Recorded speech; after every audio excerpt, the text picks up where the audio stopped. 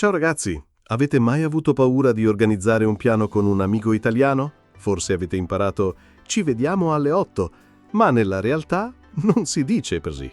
Esatto, i messaggi veri sono pieni di caos. Proposte, cambi di programma, messaggi vocali. È un disorganizzato magnifico. E oggi vi facciamo ascoltare esattamente come suona una conversazione reale. Niente frasi da libro, solo italiano vero. Pronti a entrare in un gruppo WhatsApp italiano? Si comincia! Allora, cominciamo dalla base. Come si fa a proporre un incontro in italiano? Non basta dire "ci vediamo", bisogna saperlo fare nel modo giusto, con il tono giusto e soprattutto con le espressioni che usano davvero le persone. Esatto. E la prima cosa da sapere è che in italiano non si va subito al punto. Spesso si inizia con una domanda aperta, qualcosa che non obbliga l'altra persona a rispondere subito con un sì o con un no. Per esempio, "che ne dici se ci vediamo stasera?" Questa è una delle frasi più naturali che puoi usare. Che ne dici se? È un ottimo modo per proporre qualcosa senza sembrare troppo diretto e poi completarla con qualsiasi attività. Che ne dici se andiamo a fare un giro in centro? Che ne dici se ci prendiamo un aperitivo? Che ne dici se vediamo quel film che è appena uscito? E puoi anche usare questa struttura in modo più generico. Che ne dici di uscire un po'? Che ne dici di fare qualcosa a sabato? Non devi per forza avere un'idea precisa. A volte basta lanciare l'idea di stare insieme e poi si decide dopo. Un'altra opzione molto comune è "hai voglia di..." Per esempio, "hai voglia di mangiare fuori stasera? Hai voglia di fare una passeggiata? Hai voglia di vederci domani?" È una domanda che esprime interesse, ma anche rispetto per l'altra persona. Non stai imponendo niente, stai chiedendo se ha voglia. E attenzione al verbo avere voglia di. Non è solo want in inglese, è più forte, più emotivo. Quando dici ho voglia di vederti, trasmetti anche affetto, desiderio di stare insieme. Quindi non usarla a caso. È una frase con un tono caldo, affettuoso. Poi c'è la versione più moderna, più usata tra i giovani. Ti andrebbe di? Per esempio, ti andrebbe di venire al concerto sabato? Ti andrebbe di fare colazione insieme domattina? Ti andrebbe di passare da me più tardi? Questa espressione è molto gentile, quasi esitante. È come se tu dicessi non so se ti interessa, ma ti andrebbe? È perfetta quando non vuoi sembrare insistente e la puoi usare sia in contesti informali che un po' più educati. Ora, se invece vuoi essere più diretto, ma comunque naturale, puoi usare "facciamo" seguito da un'attività. Tipo, "facciamo un aperitivo stasera? Facciamo una cena veloce? Facciamo un giro al parco?" E questa è una delle frasi più italiane che esistano. È breve, diretta, ma non scortese. Usa il verbo fare in modo molto ampio, come fanno gli italiani. Non è solo fare qualcosa, è fare una cosa insieme. E il noi è sottinteso, non lo devi neanche dire. E poi c'è la versione ancora più semplice, quella che usi con gli amici stretti. "Usciamo? Andiamo a bere qualcosa? Ci vediamo?" Frasi brevi, quasi incomplete, ma cariche di significato. Dipende tutto dal tono e dalla relazione che hai con la persona. Sì, perché in italiano il contesto conta tantissimo. Con un amico puoi dire solo stasera e lui capisce che stai proponendo di incontrarsi. Non serve una frase perfetta, basta un accenno, un'occhiata, un messaggio vocale di 10 secondi. Ma attenzione, se stai parlando con qualcuno che non conosci bene, è meglio essere un po' più chiari. Non puoi buttare lì "stasera?" e aspettarti che capisca. In quel caso aggiungi un po' di contesto. Allora, stasera pensavo di uscire, magari ci vediamo? Che ne dici?" E un'altra cosa importante, spesso gli italiani non propongono un'attività, ma un momento. Tipo, domani pomeriggio sono libero, ci sentiamo? Sabato sera non ho niente da fare, fammi sapere se fai qualcosa. È un modo indiretto per dire, sono disponibile, se vuoi fare qualcosa, io ci sono. Sì, ed è una strategia molto comune. Invece di dire "vieni da me", dici "domani sono a casa, se passi facciamo 2 chiacchiere". Così non sembra una richiesta diretta, ma un'apertura. e lasci all'altra persona la possibilità di rispondere come vuole. E poi non dimentichiamo i messaggi vocali. In Italia la gente adora i messaggi vocali per organizzarsi. È più personale, più veloce di scrivere e spesso in quei messaggi si sente l'entusiasmo. Ehi, ho pensato, che ne dici se stasera andiamo a quel nuovo posto in centro? Ho voglia di provare qualcosa di diverso. Esatto, e in quei momenti il tono è tutto. Puoi dire la stessa frase in modo freddo o in modo caloroso e cambia completamente il significato. Per esempio, ci vediamo. Detto con voce piatta è neutro. Detto con entusiasmo diventa non vedo l'ora di vederti. E un'altra cosa che noterai è che gli italiani spesso propongono qualcosa aggiungendo un motivo. Tipo, ho voglia di gelato, andiamo a prenderne uno? Fa bello oggi, facciamo 2 passi? Ho sentito che quel ristorante è buonissimo, proviamo? Sì, perché dare un motivo rende la proposta più credibile, più naturale. Non sembra che tu stia cercando disperatamente di incontrare qualcuno, ma che hai davvero voglia di fare una cosa specifica. E questo invita l'altra persona a partecipare con piacere. E poi c'è il classico tanto che fai, seguito da una proposta. Tipo, tanto che fai stasera? Vuoi venire a casa mia? Tanto che fai sabato? Facciamo qualcosa insieme? È un modo informale molto usato tra amici per dire so che non hai impegni, quindi perché non ci vediamo? Ma attenzione, questa frase funziona solo se c'è confidenza. Se la dici a qualcuno che non conosci bene, può sembrare invadente. Invece tra amici è perfetta. È come dire, tanto non hai niente di meglio da fare, vieni con me. E infine, un'altra formula molto comune è se ti va. Tipo, se ti va stasera andiamo a bere qualcosa, se ti va domani mattina facciamo colazione insieme. È una delle frasi più gentili che puoi usare. Lasci spazio all'altra persona, non la forzi. E puoi anche unire più espressioni insieme per sembrare ancora più naturale. Per esempio, che ne dici se ci vediamo stasera? Se ci va andiamo a fare un aperitivo, tanto non hai niente da fare, no? Vedi, non è mai una sola frase. Sono piccoli pezzi che si mettono insieme, come un puzzle. E più li usi, più suonerai come un madrelingua. Quindi, riassumendo, che ne dici se? Hai voglia di? Ti andrebbe di? Facciamo? Usciamo? Se ti va? Tanto che fai?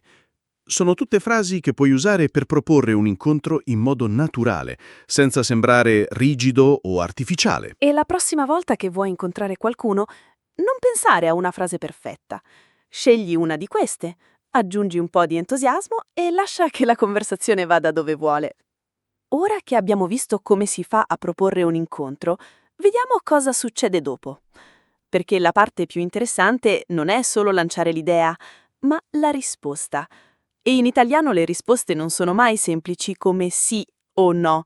Ci sono 1000 sfumature, modi di dire, toni diversi che cambiano tutto. Esatto. Gli italiani raramente rispondono subito in modo diretto. Anche quando hanno deciso, spesso esitano un attimo, fanno una pausa, dicono boh, ma vediamo. E questo non perché sono indecisi, ma perché vogliono mantenere la conversazione aperta, fluida. Cominciamo dal caso più semplice, quando hai voglia di accettare. La risposta più naturale è certo, volentieri, perfetto, sì, mi va. Queste sono tutte frasi che trasmettono entusiasmo, disponibilità, ma il modo in cui le dice fa la differenza. Per esempio, se rispondi sì, con voce piatta, può sembrare che lo fai per cortesia, ma se dici sì, mi va tantissimo, oppure volentieri, non vedo l'ora, allora trasmetti vero interesse. E questo è importante, perché in Italia le emozioni si sentono anche dal tono. E spesso quando accetti aggiungi qualcosa in più. Sì, mi va, che ore sono? Volentieri. Dove ci vediamo? Certo, ti scrivo dopo per dirti se riesco a liberarmi prima. Così non chiudi la conversazione, la tieni viva. Un'altra risposta molto comune è per me va bene. È neutra, ma educata. Oppure va benissimo, che è un po' più positiva. Oppure ancora mi fa comodo, che significa che ti torna bene con gli orari, con i tuoi impegni. E attenzione, mi fa comodo non vuol dire che ti interessa poco, vuol dire che è un buon momento per te. È una frase molto usata nella vita di tutti i giorni, soprattutto quando si parla di orari o luoghi. Ma ora parliamo del caso in cui non sei sicuro, perché succede spesso.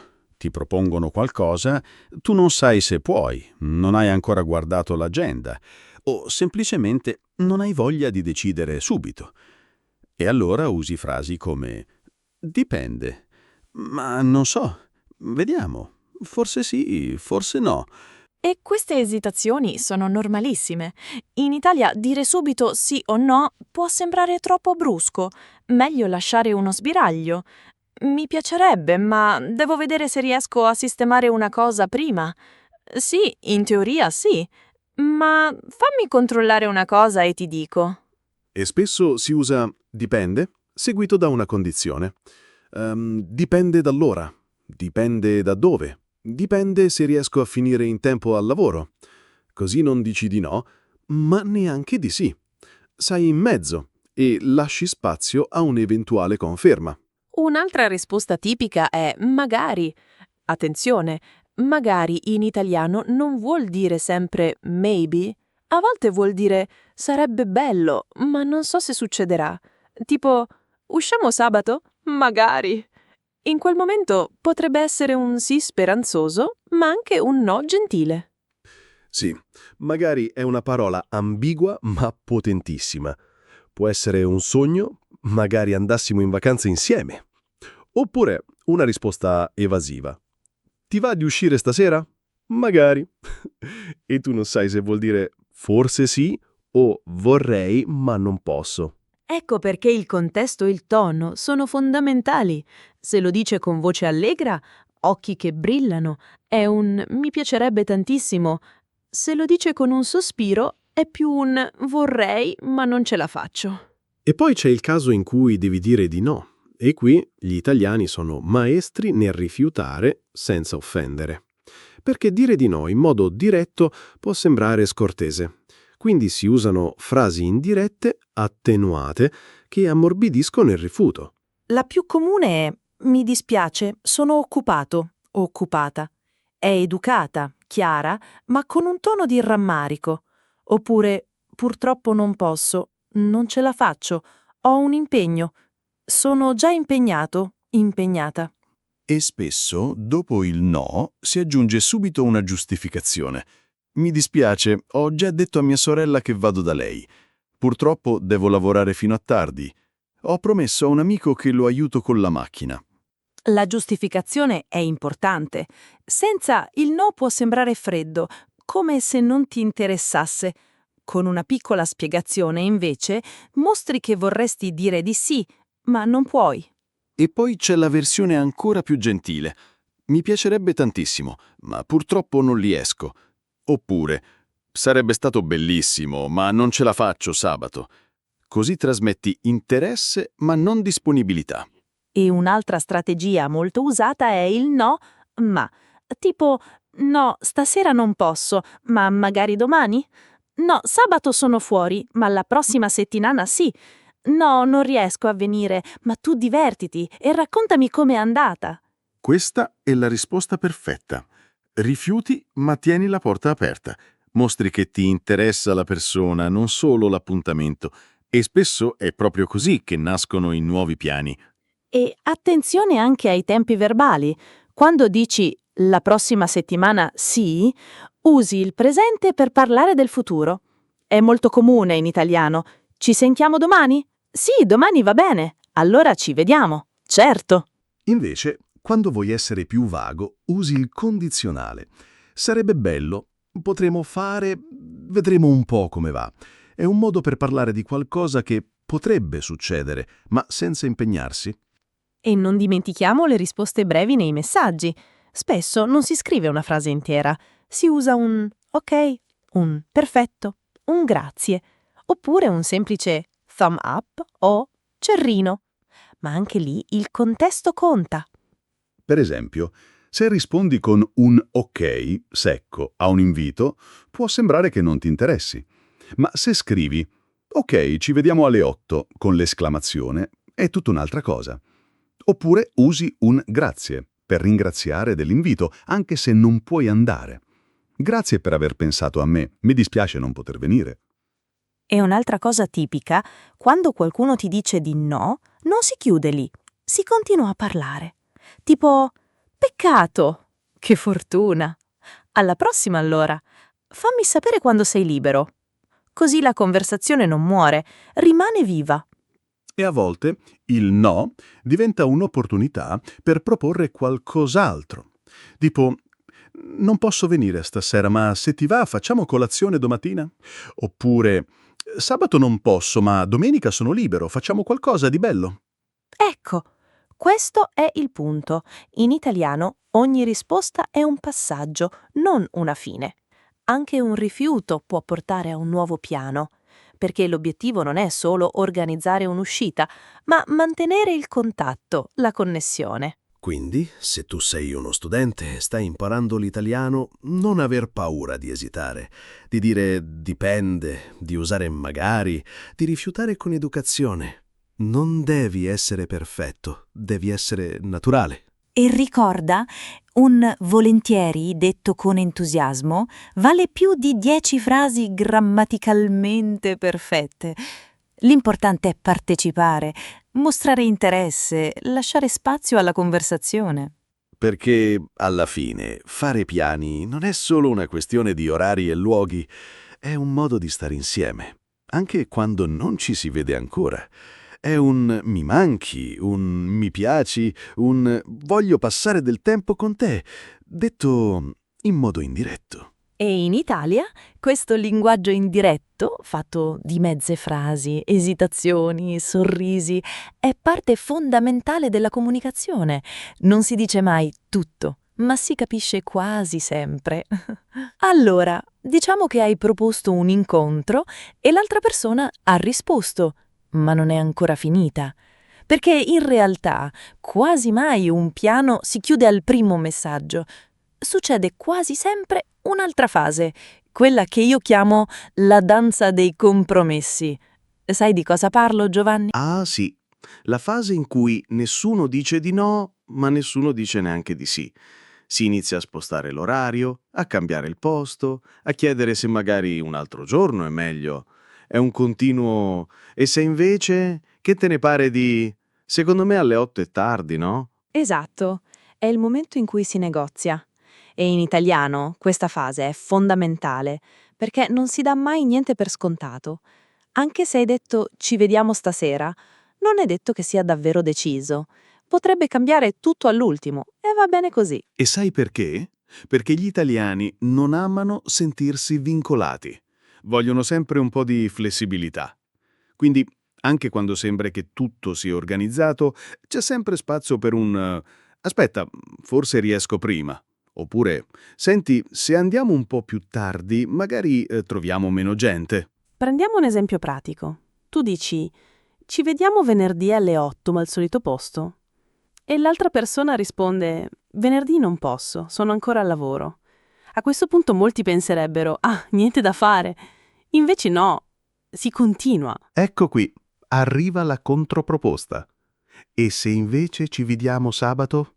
Sabato sera sono libero. Oppure venerdì non posso alle 8, ma se ci vediamo alle 7:30 magari ce la faccio. E questo è un punto importante. Non si dice mai solo no, si dice no, ma. E quel ma è la chiave, perché apre una porta. E in italiano è considerato educato, anzi intelligente.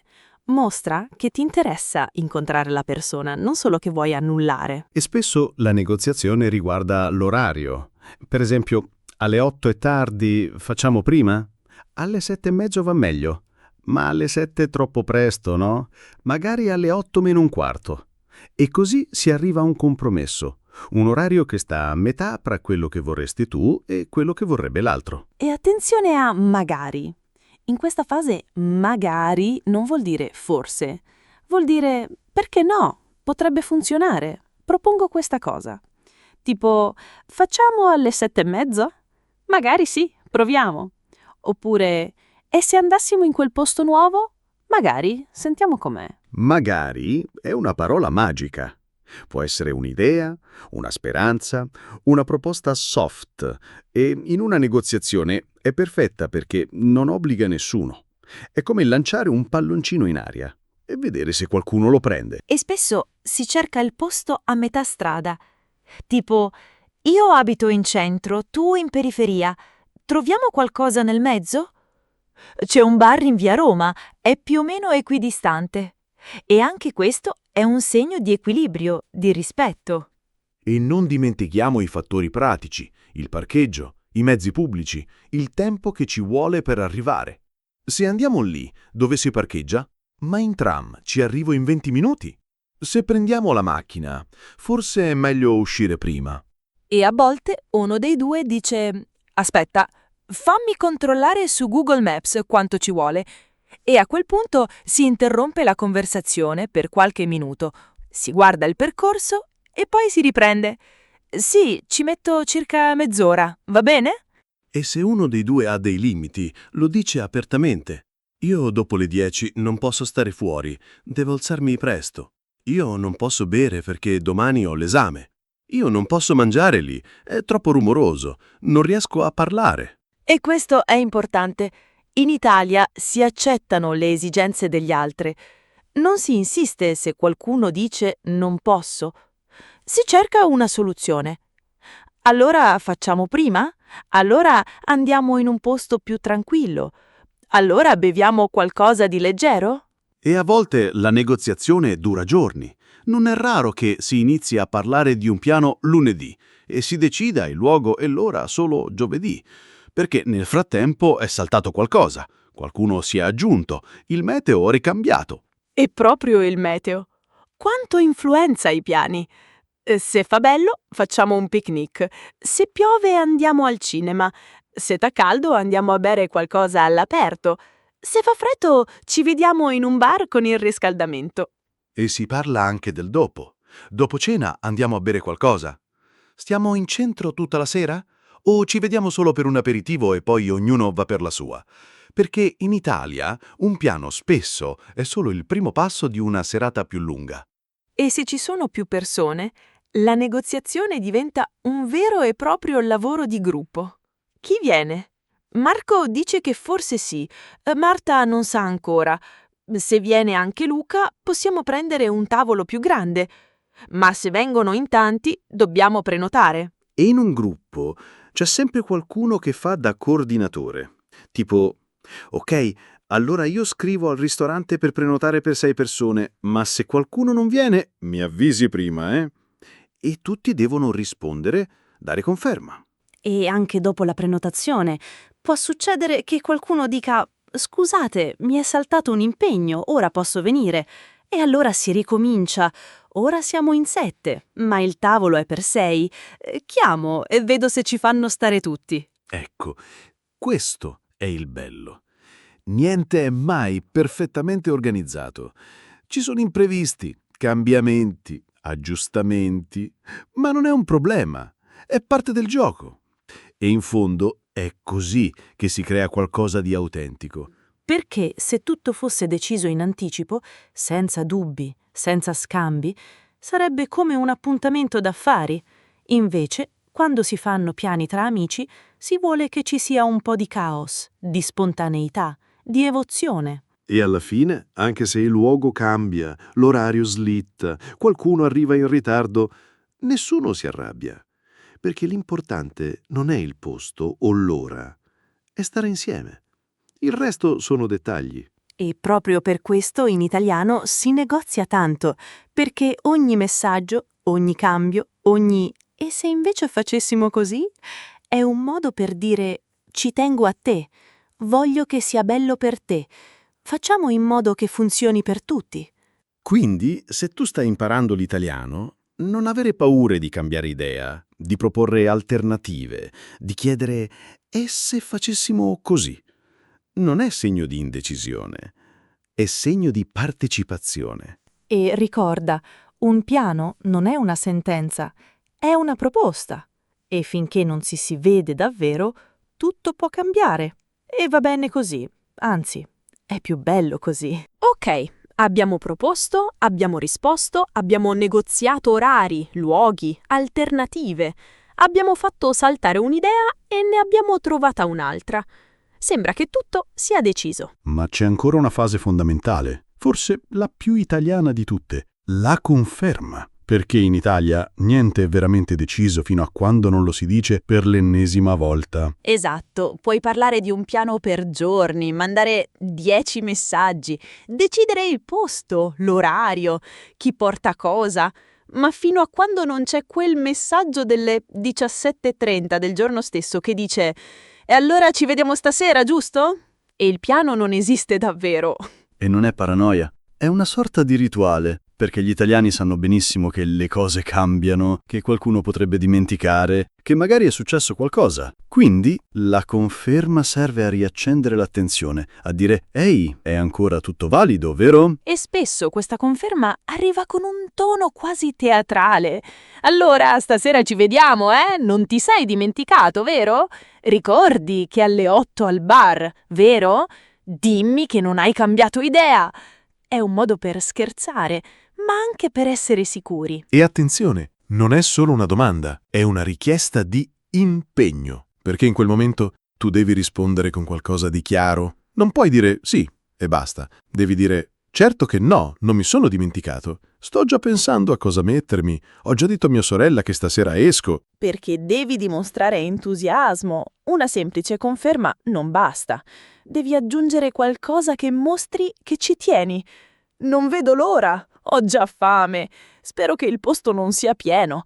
Porto il mio amico. Ti va? E spesso la conferma arriva con un messaggio vocale, perché un messaggio scritto può essere letto in ritardo, ma un vocale ti arriva, lo senti, lo capisci dal tono che è importante e magari è pieno di rumori di fondo. Ehi, sono in metropolitana, volevo solo dirti che stasera ci vediamo, Non mancare. E a volte la conferma non la fa solo uno, la fanno tutti.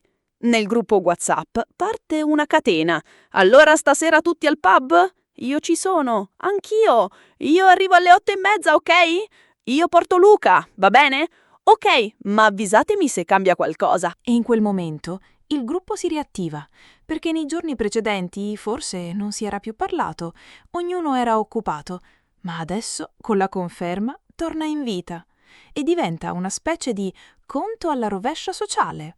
E non dimentichiamo il messaggio last minute, quello di un'ora prima, tipo «Sto uscendo, ci vediamo tra 20 minuti?» «Arrivo, sono in strada, ho fatto tardi, ma ora esco». È un modo per dire «Sono vivo, non ti ho abbandonato». E a volte questo messaggio è fondamentale, perché se non arriva, l'altra persona inizia a chiedersi «Ma sta arrivando? Forse ha cambiato idea? Magari gli è successo qualcosa?» E dopo 20 minuti di silenzio parte l'ansia da attesa. Infatti in Italia non scrivere all'ultimo momento può essere interpretato come maleducazione, non perché devi stare attaccato al telefono, ma perché sai che l'altra persona ti sta aspettando. E un semplice «sto arrivando» ti toglie dal dubbio. E se invece sei tu che aspetti e vedi che l'altro non scrive, cosa fai? Mandi un messaggio delicato. Ehi, sei ancora in arrivo? Tutto ok? Se hai cambiato idea, dimmi pure, nessun problema.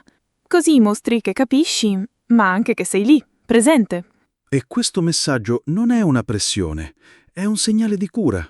È come dire «ti sto aspettando, ma non voglio che tu ti senta in colpa se non puoi venire». E poi c'è la conferma fisica. Quando ti vedi davanti al bar e non sei sicuro che sia proprio lì che vi siete detti, alzi lo sguardo, cerchi con gli occhi e appena lo vedi fai un cenno. Oppure mandi un vocale. Sono qui fuori, ti vedo? Sei già arrivato? Sono vicino all'ingresso. E a quel punto il piano diventa reale. Fino a quel momento era ancora virtuale, ma quando ti vedi, quando ti saluti, quando dici «Eccoti finalmente», tutto acquista senso. E sai qual è la frase più bella di questa fase?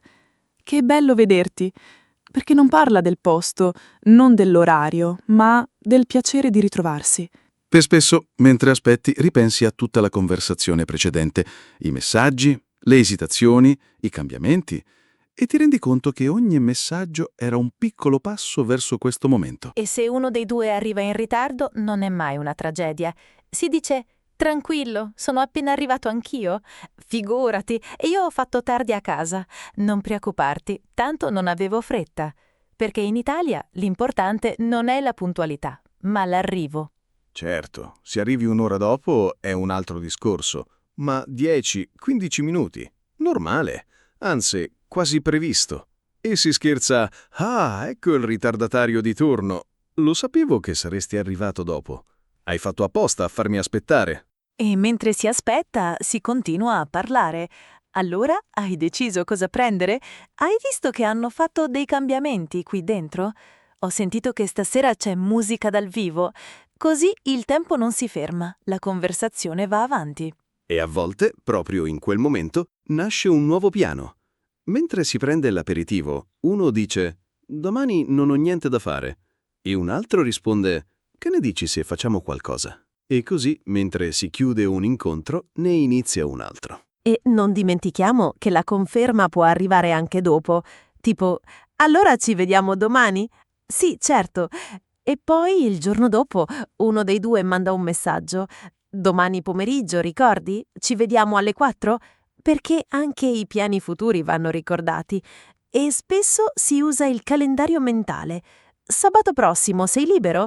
«Sì, credo di sì. Fammi controllare». «Sì, sabato va bene». E anche in quel caso il giorno prima. «Allora sabato ci vediamo, vero? Non cancellare». E se qualcuno non conferma, si capisce che forse non è così sicuro. Perché in Italia chi è davvero interessato lo fa sapere. Manda un messaggio, un vocale, una faccina. Se non lo fa, forse il piano gli è scivolato via dalla mente. Ecco perché la conferma è così importante. Non è controllo, è partecipazione. È un modo per dire «ci tengo, sono dentro, non sono sparito». E per uno studente di italiano imparare a usare queste frasi di conferma è fondamentale. Non basta dire «ci vediamo», devi saper dire «allora è deciso, ci vediamo stasera». Ti scrivo un attimo prima. Se cambio idea ti avviso subito. Non mancare, eh? E puoi anche usare un tono scherzoso. «Se non vieni, vengo a prenderti io». «Ti aspetto, ma se non arrivi, mangio il tuo antipasto». «Prometti che vieni, giurin giurin». Così rendi la conferma più leggera, più divertente. Ma se invece devi annullare, lo devi fare con anticipo e con educazione. Non sparire. Mandi un messaggio. Mi dispiace, devo cambiare programma, non ce la faccio stasera. Oppure ho un impegno all'ultimo momento, ci sentiamo domani? E anche in quel caso la persona risponde «Nessun problema, capita. Fammi sapere quando sei libero. Va bene, ci risentiamo». Perché, in fondo, la relazione è più importante del singolo appuntamento. E alla fine ogni conferma, ogni messaggio, ogni vocale, ogni «ci vediamo?» è un piccolo atto d'affetto, perché stare insieme non è scontato. E ogni volta che dici «sì, ci sono», stai dicendo «tu per me conti». Quindi, se tu stai imparando l'italiano, non trascurare questa fase. Non pensare che, una volta deciso il piano, hai finito. Devi sapere come confermare, come ricordare, come mantenere viva la connessione fino all'ultimo momento. E ricorda, in Italia la parola vediamo non vuol dire solo ci incontriamo. Vuol dire ci pensiamo, ci teniamo, ci diamo un'occhiata. Non ci perdiamo di vista, ed è proprio questo il cuore di ogni piano tra amici. Ora, parliamo di una cosa che succede a tutti, prima o poi. Il piano salta. Magari all'ultimo minuto, e non perché qualcuno non vuole vederti, ma perché la vita è imprevedibile. In quei momenti, come si parla in italiano? Cosa si dice? Come si reagisce senza rovinare tutto? È una domanda importante, perché in Italia i cambiamenti d'ultimo momento sono quasi una norma, non per mancanza di rispetto, ma perché gli italiani vivono in modo molto fluido. Le cose cambiano, gli imprevisti arrivano e a volte non si può fare altrimenti. Eppure, anche se normale, fa sempre un po' male. Quando stai aspettando qualcuno, hai già pensato a cosa dire, magari hai cambiato programma per quel momento e poi arriva un messaggio. Mi dispiace, non ce la faccio. È un attimo di silenzio dentro, un piccolo colpo. Ma il bello è che in italiano si sa gestire bene questa situazione. Si cerca di ammorbidire il colpo, di non far sentire in colpa l'altro e soprattutto di non trasformare un imprevisto in un dramma. Per esempio, chi deve cancellare non dice mai solo «non vengo», dice «mi dispiace tantissimo ma non ce la faccio», oppure «purtroppo devo annullare, mi è saltato tutto», o ancora «ho un problema, non riesco a liberarmi».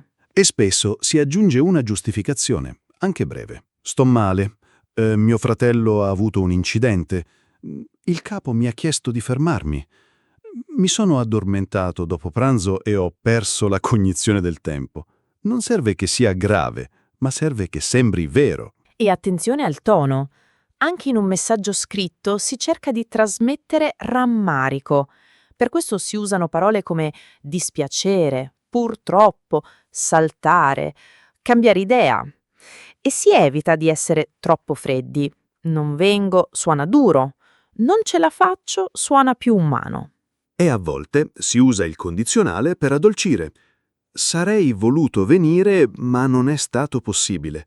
Oppure avrei fatto volentieri, ma è venuto fuori un impegno. Così mostri che avresti voluto, ma non hai potuto. E se il piano era importante, una cena, un compleanno, un evento, si aggiunge qualcosa in più. Mi dispiace davvero, ci tenevo tantissimo, odio dover annullare, spero tu capisca. So che avevi organizzato tutto, mi sento in colpa. Ecco, questa è la chiave. Mostrare empatia.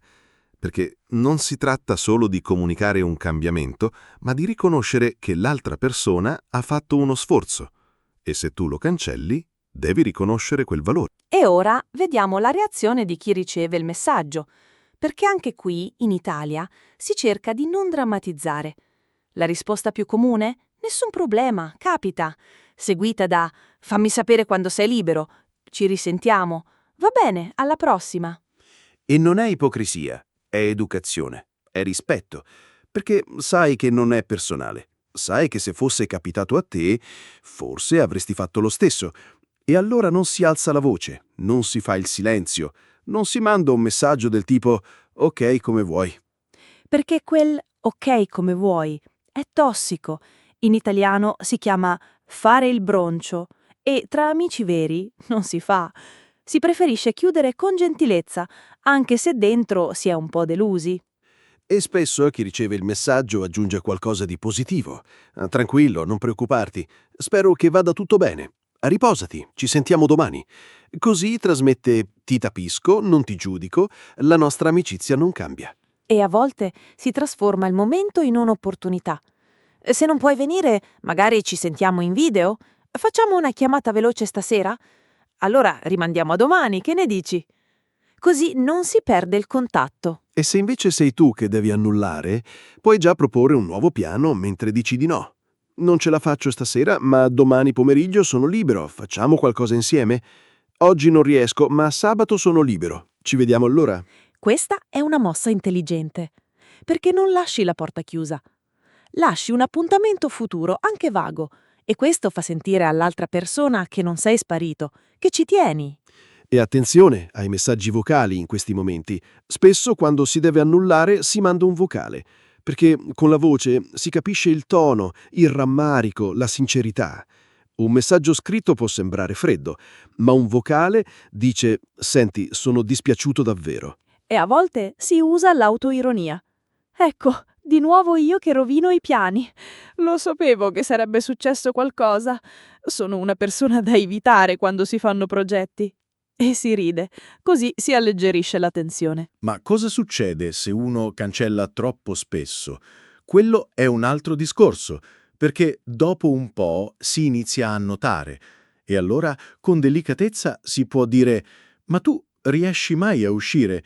Stai sempre occupato ultimamente. Tutto ok?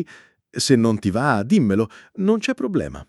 Ecco, questa è la differenza tra un imprevisto e un segnale, perché se capita una volta è vita, se capita sempre forse c'è qualcosa sotto. e in quel caso si parla con affetto, non con accusa. E poi c'è il caso opposto, quando sei tu che vorresti cancellare, ma non sai come dirlo, perché magari hai già detto di sì e ora non hai più voglia. In Italia si cerca di non farlo, ma a volte succede. E in quei casi si usano frasi come «Sai che ti dico, forse stasera preferisco stare a casa. Non sto tanto bene, forse è meglio se rimandiamo. Ho bisogno di una serata tranquilla. Ci sentiamo domani?» E anche qui si cerca di non essere bruschi. Si evita di dire «non mi va più». Si preferisce un «preferisco rimandare», «ho bisogno di riposare», «oggi non sono in forma». E l'altra persona, se è vera amica, risponde «Figurati, riposati, fai bene, non devi sentirti in colpa. Quando ti senti meglio, ci sentiamo». Perché in un'amicizia sana non si ricatta con i piani. E non dimentichiamo i messaggi di gruppo. Quando uno dice «non ce la faccio», gli altri rispondono subito «peccato, alla prossima, speriamo di vederti la settimana prossima». E si continua a organizzare senza di lui, ma senza escluderlo. E a volte qualcuno scrive «mando un abbraccio a nome che non ce la fa». E così, anche se non c'è fisicamente, rimane nel gruppo emotivamente. Ecco, questo è il punto. In Italia, cancellare un piano non vuol dire cancellare la persona. Vuol dire che in quel momento non è possibile, ma la connessione resta. E per uno studente di italiano imparare a gestire questi momenti è fondamentale, perché non basta saper dire «ci vediamo», devi sapere anche dire «non ce la faccio, mi dispiace, capita, nessun problema, rimandiamo». E devi saperlo fare con naturalezza, con empatia, senza drammi, perché la lingua non serve solo per organizzare, ma per mantenere i rapporti, anche quando le cose non vanno come previsto. E ricorda, ogni volta che dici «mi dispiace, non ce la faccio» o «nessun problema, capita», stai usando l'italiano non per fare una frase corretta, ma per rispettare una relazione. E alla fine non importa se il piano salta, quello che conta è come lo gestisci, perché tra amici non si ricorda l'aperitivo che non si è fatto, si ricorda il modo in cui hai detto «mi dispiace» o «va bene, non preoccuparti». E in quel «mi dispiace» e in quel «va bene» c'è tutta la bellezza di una lingua che parla non solo con le parole, ma con il cuore. Ora parliamo di una delle situazioni più complesse, ma anche più divertenti: i piani di gruppo. Perché quando si passa da 2 persone a 4, 5, 6, cambia tutto. Il modo di parlare, il modo di decidere, il modo di organizzarsi. Diventa un vero e proprio sistema sociale. Esatto. Con 2 persone puoi mandare un messaggio e in 2 minuti è tutto deciso, ma con un gruppo è una partita a scacchi. Ognuno ha la sua agenda, i suoi gusti, le sue abitudini e devi trovare un equilibrio tra tutti senza che nessuno si senta escluso. E tutto comincia con una domanda semplice ma potentissima. Facciamo una cosa tutti insieme. Oppure, ma noi quando ci vediamo tutti insieme? È da un secolo che non facciamo una cena di gruppo. E a quel punto parte il gruppo WhatsApp, quello con il nome tipo I soliti noti, la banda, squadra che vince non si cambia. E dentro parte il caos controllato, i messaggi volano, le emoji esplodono, qualcuno manda un vocale di 2 minuti. Il primo passo è sempre «chi viene?» Perché nessuno parte dal presupposto che tutti siano liberi. Si parte dal dubbio. E uno dopo l'altro arrivano le risposte. «Io ci sono», «dipende dal giorno», «io non so ancora», «se ci sei tu, ci sono anche io». E subito dopo inizia la fase delle disponibilità.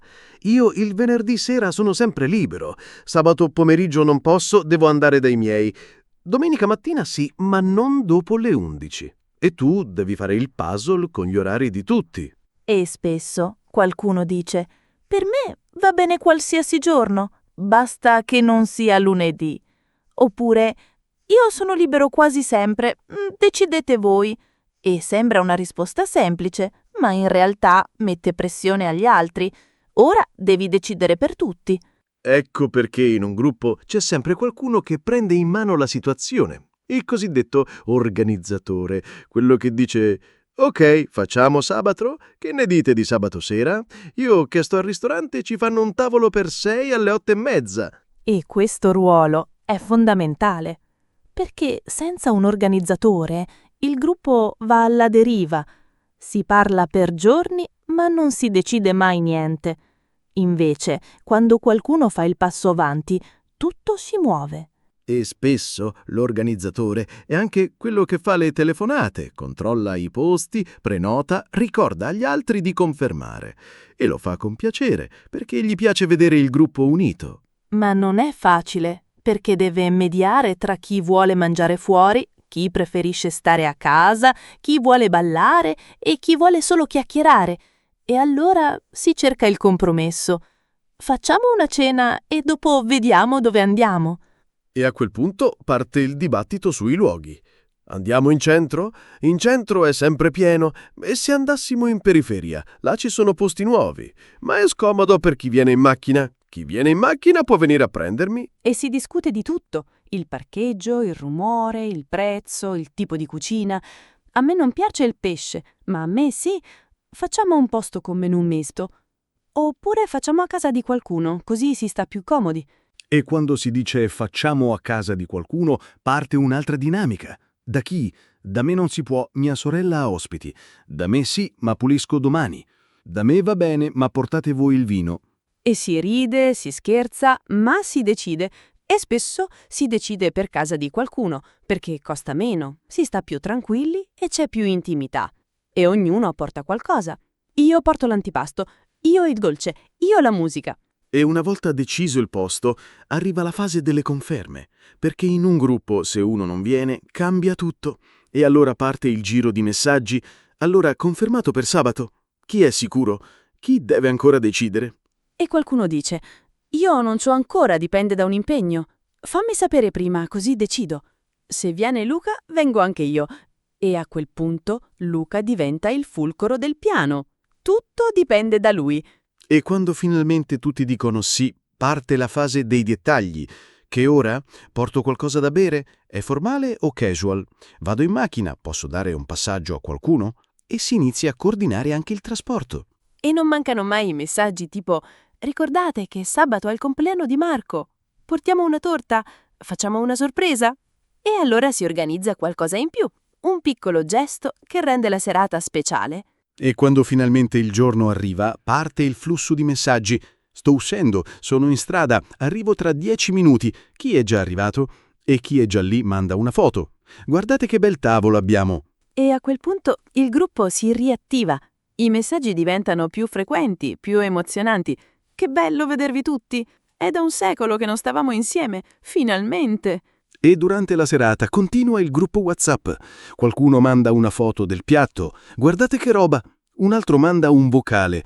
Sto morendo da ridere, Luca ha detto una cosa assurda. Un altro scrive: chi vuole un altro giro di spritz? E spesso, mentre si è ancora a cena, si inizia a parlare del prossimo piano.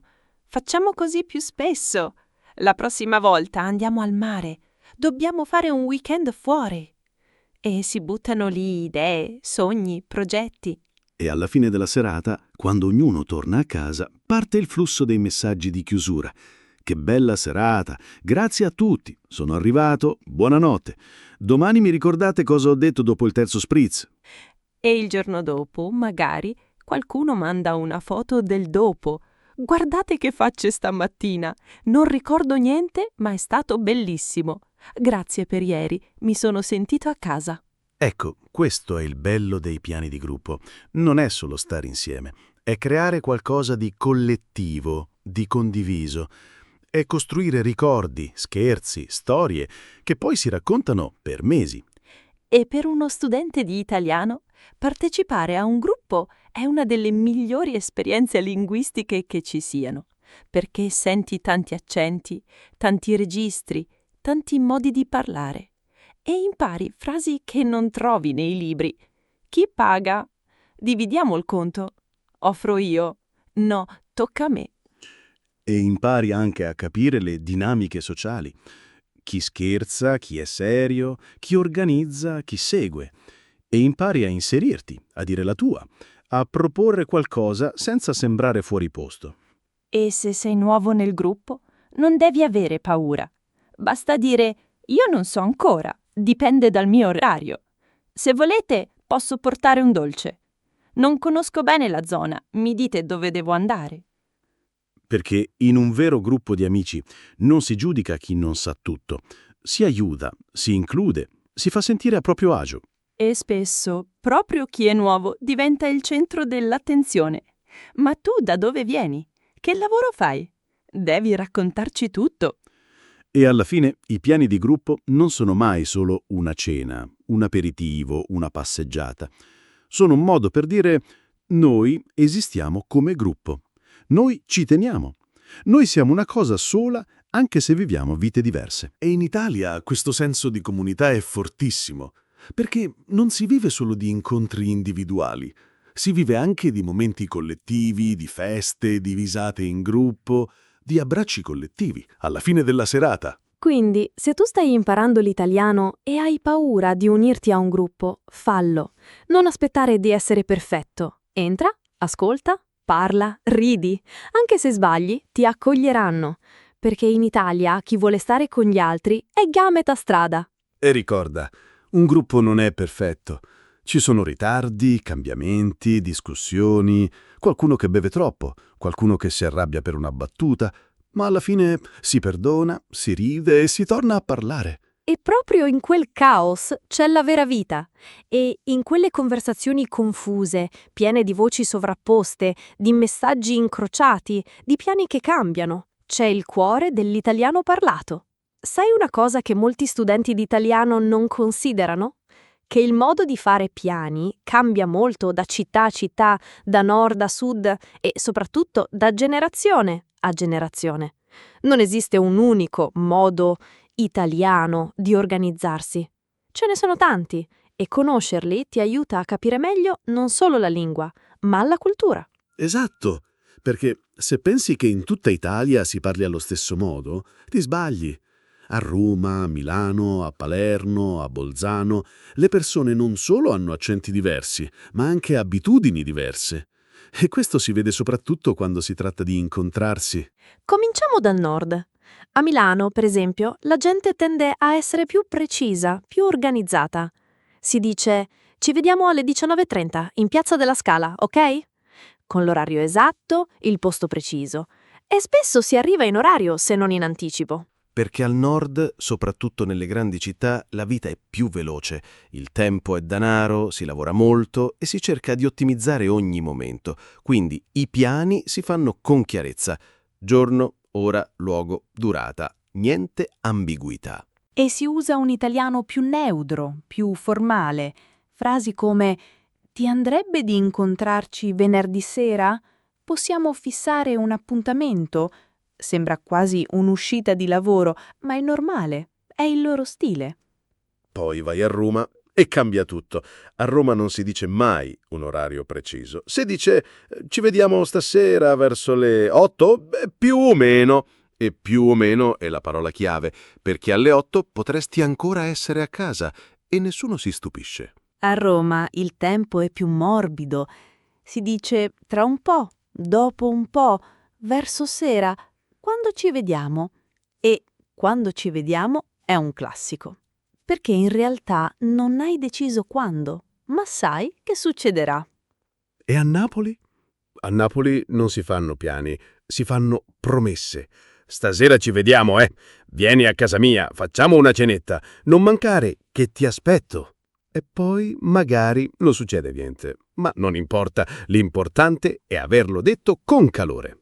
Perché a Napoli il valore non è nel piano realizzato, ma nell'intenzione, nel ti voglio bene, nel sei importante per me. E se poi non ci si vede, si dice pazienza, la prossima volta sarà meglio. E si sorride. Al sud, in generale, il tempo è più elastico. Le cene iniziano tardi, gli aperitivi durano ore e nessuno guarda l'orologio. E se qualcuno arriva in ritardo, non è un problema, è normale. Anzi, se arrivi troppo presto, sembri strano. E poi ci sono le differenze di linguaggio. A Milano si dice ci sentiamo prima, ti scrivo un messaggio. A Napoli si dice ti faccio un fischio, ti chiamo a voce, passo da te e ti prendo. È più diretto, più fisico. E nei dialetti? È un altro mondo. A Palermo si dice accennamo a vidiri stasera. A Bologna ci vedimo all'osteria. A Venezia ci riviamo al bar. E anche se non capisci il dialetto, capisci l'emozione, il tono, la familiarità. E poi c'è la differenza generazionale, perché non è solo dove vivi, ma anche quanti anni hai, che cambia il modo di fare i piani. Prendiamo i giovani, sotto i 30. Loro vivono di WhatsApp, di messaggi vocali, di storie. Il piano si fa in un gruppo, con emoji, GIF, meme. Usciamo sta? Scritto senza accento, senza punteggiatura. Breve, veloce, informale. E usano un sacco di abbreviazioni. STAS per stasera, DPS per dopo cena, XK per perché, VBN per va bene. E spesso non si scrive neanche una frase completa. Basta un puntino o un punto per dire allora ci vediamo? E i messaggi vocali sono ovunque, perché è più veloce parlare che scrivere. E poi, con la voce, trasmetti il tono, l'entusiasmo, la pigrizia. Ehi, stasera andiamo a bere? Che ne dici? No, dai, esci un po'. E i giovani non aspettano giorni per rispondere, rispondono subito. E se non rispondi entro un'ora, ti scrivono «Ma sei vivo? Hai visto il messaggio? Rispondi che devo sapere se prenoto». E invece le persone più mature, sopra i 50, spesso preferiscono la telefonata. Il messaggio scritto lo usano poco, ti chiamano direttamente. Pronto? Sono Maria. Allora, per sabato abbiamo deciso qualcosa? E parlano per 10 minuti, come ai vecchi tempi. E usano un italiano più formale. Vorrei sapere se confermiamo l'appuntamento. Mi confermi se sei disponibile? Ti dispiacerebbe avvisarmi prima? E spesso usano il congiuntivo, anche se non serve. E non usano gli emoji, o se li usano è solo il sorridente o il pollice in su. Il teschio, il sciogliente, il mantechino non fanno parte del loro vocabolario. E un vocale di 2 minuti lo trovano eccessivo. Preferiscono parlare in tempo reale. E c'è anche una differenza nel modo di decidere. I giovani tendono a essere più flessibili. Facciamo e vediamo. Partiamo e vediamo dove ci porta la serata. Se ci va, andiamo al club dopo. È tutto più improvvisato. Invece le persone più mature vogliono sapere tutto in anticipo. Dove si va, quanto costa, che ora si torna, se c'è il parcheggio. Non amano le sorprese. Vogliono essere sicuri di non avere problemi. E poi c'è la differenza nel tipo di attività. I giovani cercano posti nuovi, tendenze, aperitivi con musica, eventi. I più grandi preferiscono i posti conosciuti, dove si sta comodi, si parla, si mangia bene. Niente luci troppo forti, niente musica a palla. E attenzione al modo di dire ci vediamo. Per un giovane può voler dire ci incontriamo al bar e poi vediamo. Per una persona più matura significa abbiamo un appuntamento preciso, non posso mancare. E c'è anche una differenza nel modo di cancellare. I giovani spesso mandano un messaggio secco. Non ce la faccio, ci sentiamo, senza troppe spiegazioni. Per loro è normale, ma per qualcuno più grande può sembrare scortese. Infatti chi ha più esperienza sociale tende a dare sempre una giustificazione. Mi dispiace, ma devo stare con mia madre che non sta bene. Ho un impegno familiare e spero tu capisca. Cercano di non ferire. E poi c'è la differenza nei luoghi. Al nord si va nei locali moderni, nei rooftop, nei bistrò. Al centro si preferiscono le piazze, i bar storici, le trattorie. Al sud si va a casa, si mangia in famiglia, si sta in strada. E nei piccoli paesi. Là i piani si fanno a voce, per strada. Ehi, stasera c'è il mercato, vieni. Passo da te dopo cena. Tutti in piazza che c'è la musica. Non serve WhatsApp. Basta un cenno, un saluto, una voce. E in montagna, al mare, in campagna, cambia tutto. I piani sono più semplici. Facciamo un barbecue? Andiamo a fare un bagno. Chi viene al trekking? E spesso si decide all'ultimo, con il meteo come unico oracolo. E poi c'è la differenza tra città e provincia. In città hai 1000 opzioni. In provincia spesso hai 2 bar, un ristorante e un parco. E allora i piani si ripetono. Stasera al solito posto? Sempre qui, Ma ci piace troppo. E non dimentichiamo gli stranieri che vivono in Italia. Anche loro influenzano il modo di fare piani. Si portano dietro abitudini diverse. Più puntualità, più organizzazione, più chiarezza. E a volte questo scontro di stili crea momenti divertenti. Tipo, uno svizzero dice alle 18 precise e l'italiano arriva alle 18:40 dicendo ero in strada, ma c'era traffico. E lo svizzero sorride, ma dentro impazzisce. E l'italiano non capisce perché sia un problema. Ecco perché quando impari l'italiano non devi solo imparare le parole, devi imparare il contesto. Devi capire che ci vediamo alle 8 a Milano non è la stessa cosa che a Catania e che un messaggio vocale di un ragazzo di 22 anni non suona come una telefonata di una signora di 60. E devi anche imparare a riconoscere il registro, quando usare un tono informale, quando essere più educato, quando puoi scherzare, quando devi essere chiaro. Perché alla fine fare piani non è solo una questione pratica, è un atto culturale, è un modo di relazionarsi, di mostrare rispetto, di creare intimità. Quindi, se tu stai imparando l'italiano, osserva. Ascolta come parlano i giovani al bar, guarda come si organizzano in gruppo, nota le differenze tra una città e un paese e non avere paura di adattarti. Perché non devi parlare come un libro, devi parlare come una persona reale, con i suoi ritardi, le sue esitazioni, le sue emoji, i suoi magari, i suoi dipende, i suoi ci sentiamo prima. E ricorda, ogni regione, ogni generazione, ogni gruppo sociale ha il suo modo di dire ci vediamo. Ma il messaggio è sempre lo stesso. Tu mi manchi, voglio stare con te, sei importante per me. E in quel ci vediamo c'è tutta l'Italia, con le sue differenze, le sue contraddizioni, la sua bellezza.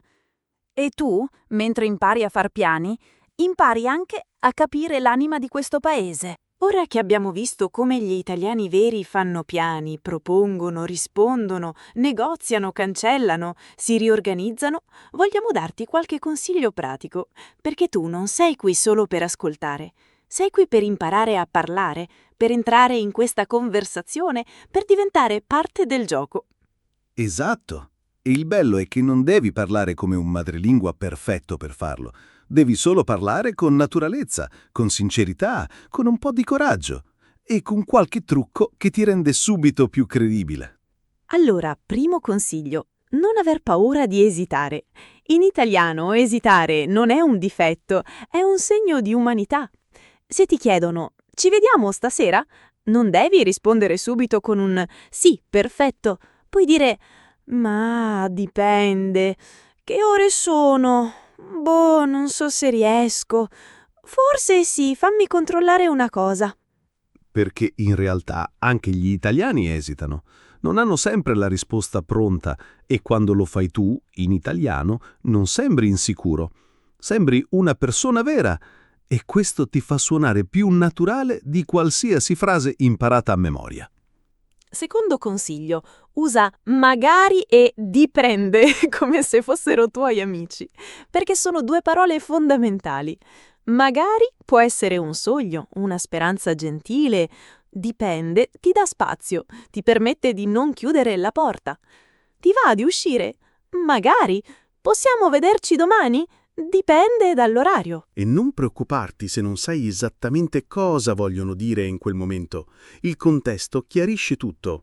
E comunque la gente capisce che stai partecipando e apprezza che tu non stia cercando la perfezione, ma la connessione. Terzo, non temere i silenzi. Quando parli in una lingua straniera, ti viene voglia di riempire ogni pausa. Ma in italiano i silenzi fanno parte della conversazione. Un boh, un sospiro, un sorriso, un allora che non va da nessuna parte, sono tutti segnali che stai pensando, che sei presente. E se non sai cosa dire, puoi sempre ripetere una parte della frase dell'altra persona. Tipo, ci vediamo sabato? Sabato, sì, forse sì. Non è ripetere, è confermare, è partecipare e ti dà tempo per pensare alla risposta completa. Quarto, ascolta i fillers, cioè quelle piccole parole che non significano niente, ma che rendono il parlato naturale. Allora, cioè, insomma, tipo, vabbè, dai, sembra che non servano, ma in realtà sono fondamentali per il ritmo dell'italiano parlato. Se li usi, sembri subito più sciolto. Non devi esagerare, ovviamente, ma allora, che ne dici? Cioè, non so se riesco. Ti fa suonare come uno che parla davvero, non come uno che legge da un copione. Quinto, salva le frasi che senti. Ogni volta che senti una frase utile, in un podcast, in un film, in una conversazione reale, scrivila da qualche parte. Non tradurla, non analizzarla. Scrivila così com'è. Tipo, ti andrebbe di fare un giro più tardi? Facciamo alle 7:30? Mi dispiace, mi è saltato tutto. Poi, quando devi fare un piano, apri quel foglio o quella nota sul telefono e scegli una frase che ti sembra giusta. Non devi inventare, non devi essere creativo, devi solo usare quello che hai già sentito. E con il tempo, quelle frasi diventeranno tue. Sesto, non cercare di parlare come in un libro di grammatica. Lascia stare il congiuntivo perfetto quando non serve. Non dire avrei gradito molto partecipare, se puoi dire mi sarebbe piaciuto tantissimo venire. Non essere formale quando tutti sono informali. Parla come senti parlare gli altri. Se senti tutti che dicono ci sentiamo dopo, non dire ci metteremo in contatto più avanti. Il tuo obiettivo non è la perfezione, è la comprensibilità, è il sentirsi parte del gruppo. Settimo, non cancellare senza spiegare.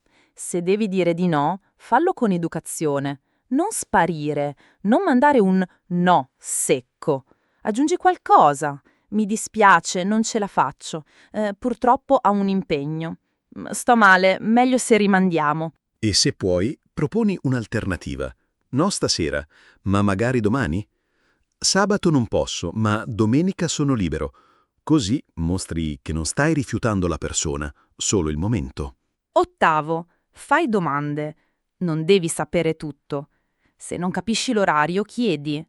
Hai detto 8 o 8:30? Il posto è in centro o in periferia? Devo portare qualcosa? Le domande non mostrano debolezza, mostrano interesse. E non vergognarti di chiedere e di ripetere. Come hai detto il nome del posto? Scusa, non ho capito l'ora. Puoi mandarmi il link? È normale.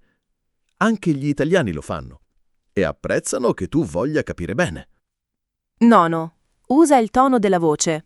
In italiano il tono è metà del messaggio. Puoi dire ci vediamo? Con entusiasmo, con dubbio, con ironia, con stanchezza. E ogni volta la frase cambia significato. Quindi, quando parli, lascia che la tua voce esprima quello che provi. E se parli al telefono o mandi un vocale, sorridi mentre parli. Si sente. La voce diventa più calla, più aperta, e l'altra persona lo percepisce, anche se non ti vede. Decimo, osserva le dinamiche di gruppo. Quando sei in un gruppo di italiani, non parlare sempre. Ascolta, nota chi propone, chi accetta, chi esita, chi scherza. Capisci chi ha il ruolo dell'organizzatore, chi segue, chi media. E quando ti senti pronto, entra nella conversazione con una piccola frase. Anch'io ci sono. Per me va bene. Io preferisco il posto in centro. Non devi fare un discorso, basta un contributo breve per essere parte del gruppo. 11. Non temere di fare errori. Se dici ci vediamo a 8 invece di alle 8, nessuno ride. Se dici mi piacerebbe molto venire con un accento straniero, ti capiscono lo stesso e apprezzano che tu ci provi. L'importante non è parlare senza errori, è parlare con coraggio, perché ogni errore è un passo avanti. Ogni frase sbagliata ti avvicina a una frase giusta e ogni volta che parli migliori. 12. Usa WhatsApp come un italiano. Non scrivere messaggi lunghi e formali. Fai frasi brevi. Usa le emoji. Manda un thumb up o un smiley per dire ok. Usa i punti esclamativi. Sì, perfetto, non vedo l'ora. E non avere paura dei messaggi vocali. Sono il modo più naturale di parlare. Anche se hai un accento, anche se parli piano, anche se ti correggi mentre parli. È reale, è autentico e gli italiani lo apprezzano. 13. Ricorda che fare piani è un atto d'affetto. Non è solo logistica. È un modo per dire tu mi manchi, mi piace stare con te, sei importante per me. Quindi, anche se hai paura di sbagliare, fallo con il cuore. E quando proponi un incontro, non pensare solo al cosa faremo.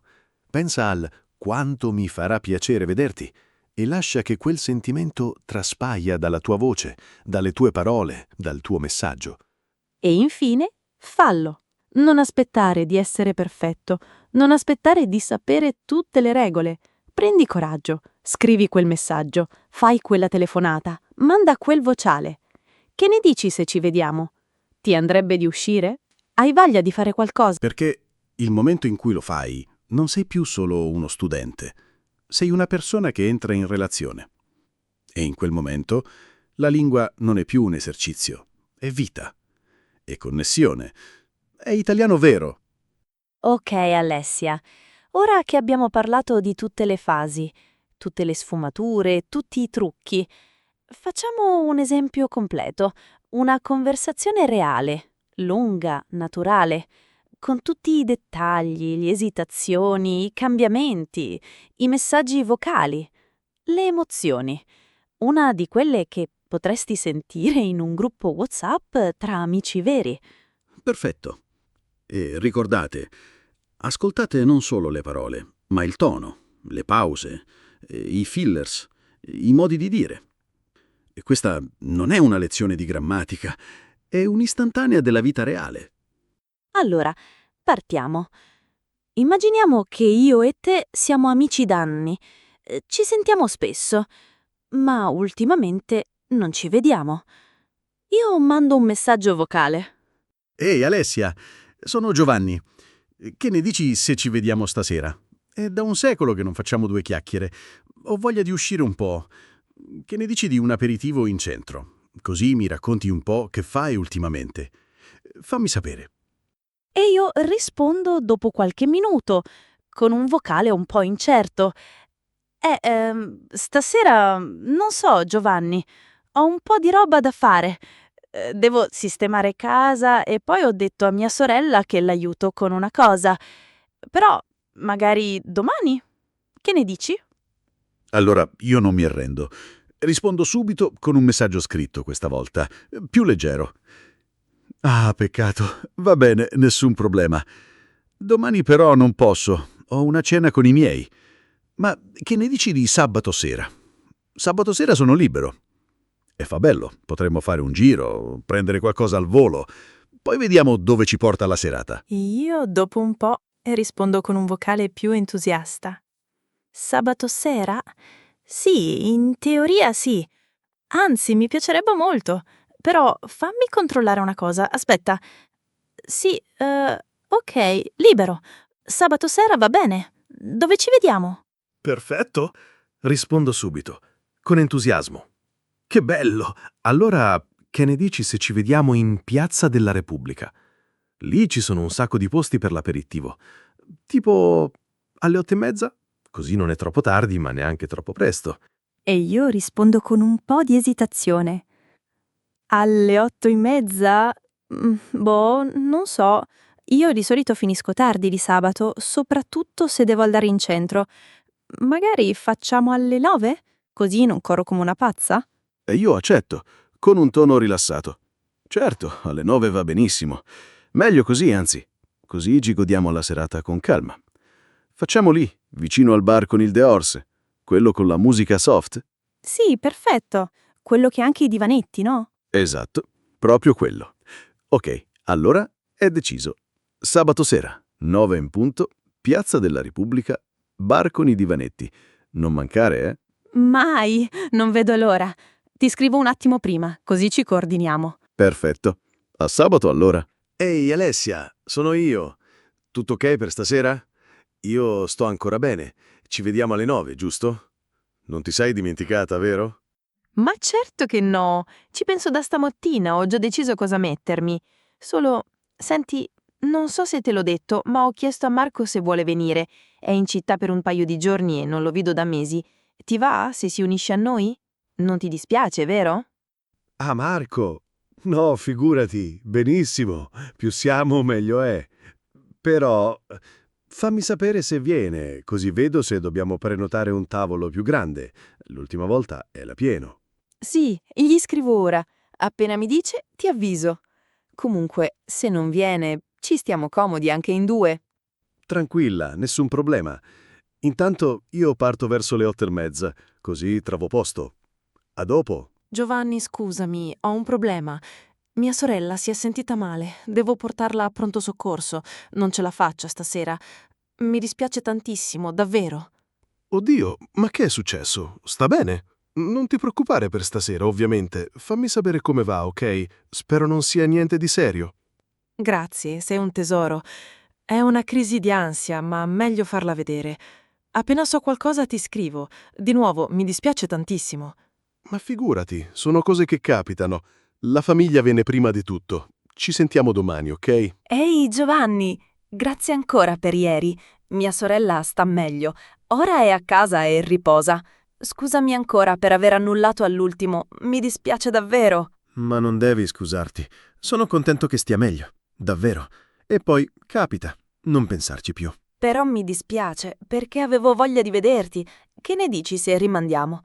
Magari questa settimana? Io un mercoledì sono libera tutto il pomeriggio. Mercoledì. Fammi controllare. Sì, anche io sono libero. Che ne dici se ci vediamo mercoledì alle 7? Così non è troppo tardi e possiamo fare una cenetta veloce. Perfetto, alle 7 va benissimo. Sempre in centro? O preferisci un posto più tranquillo? In centro va bene, ma se vuoi qualcosa di più tranquillo, c'è quel ristorantino in Via dei Mille, quello con il giardino. È carino, non troppo rumoroso. Sì, quello con i lampioncini. Mi piace tantissimo. Facciamo lì. Ok, allora prenoto per 2 alle 7. Ti mando il link con l'indirizzo. Perfetto, grazie. E stavolta non cancello, promesso. Ah, finalmente una promessa. Ma se devi puoi sempre annullare, purché mi avvisi prima. Mai più all'ultimo. Promesso. A mercoledì, allora. A mercoledì, Alessia. E che bello, finalmente ci vediamo. Sì, che bello. Ecco, questa è una conversazione vera, con proposte, esitazioni, cambi di programma, preoccupazioni, empatia, risate, rinvii e alla fine una vera connessione. Niente frasi perfette, niente grammatica impeccabile, ma tanta umanità. E in quella umanità c'è tutto l'italiano che serve. Perché non si tratta di dire le cose giuste, si tratta di essere presenti, di mostrare che ti importa, di usare la lingua non come uno strumento, ma come un ponte. E se tu stai imparando, non cercare di replicare ogni parola, cerca di capire lo spirito, il modo in cui si ascolta, si risponde, si perdona, si riprova. Perché fare piani non è una procedura, è un dialogo, è un'emozione, è un ci tengo a te, detto in 1000 modi diversi. E alla fine, anche se il piano salta, anche se si rimanda, anche se si cambia tutto, la cosa più importante è già successa. Hai parlato, hai osato, hai cercato di stare vicino a qualcuno. E in quel momento hai parlato italiano, vero, vivo, autentico. Allora, riassumiamo in breve, fare piani in italiano non è una questione di orari e luoghi, è una danza di emozioni, di proposte, di esitazioni, di conferme all'ultimo minuto. Usa frasi naturali come «Che ne dici se...» Ti andrebbe di «Magari...» Dipende. Non aver paura di esitare, di cambiare idea, di dire «Non ce la faccio» con educazione. Ascolta il tono, osserva i gesti, segui il ritmo della conversazione. E soprattutto, non cercare la perfezione. Cerca la connessione. Perché ogni volta che proponi un incontro, ogni volta che rispondi a un messaggio, ogni volta che dici «ci vediamo», stai usando l'italiano non solo con la bocca, ma con il cuore. Grazie per aver ascoltato Italian Pod. Se ti è piaciuto, condividi con qualcuno che sta imparando l'italiano. E tu, quando fai piani, sei più organizzato o più spontaneo? Scrivicelo. Ci leggiamo. Alla prossima!